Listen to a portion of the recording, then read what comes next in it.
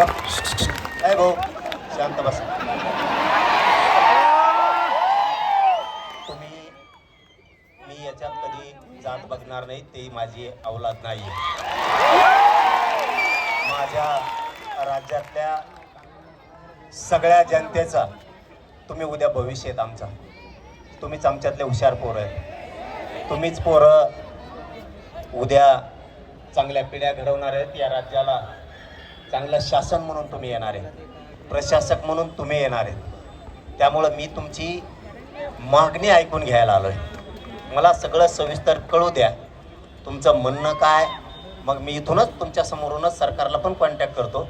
मला आधी पूर्ण समजून घेऊ द्या आणि मग आता आधी मला सरकारचं बोलू द्या, तुमच्याशी चर्चा करू द्या. ए व्यासपीठावरची का म्हणता माझी फुगेरी बरं काही. मला अगोदर या विद्यार्थी बांधवाशी चर्चा करू द्या, तुमच्याशीच मागणी समजून घेतो. मला तर कळायला पाहिजे काय. मग सरकारला बोलतो आणि मग त्यांचा काय निरोप येतो, मग त्याच्यानंतर बघू आपण प्रश्न मार्गी कसा.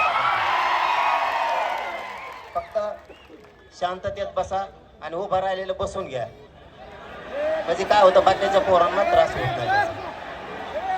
आता तुमच्यातला कोणीतरी मला समजून सांगा.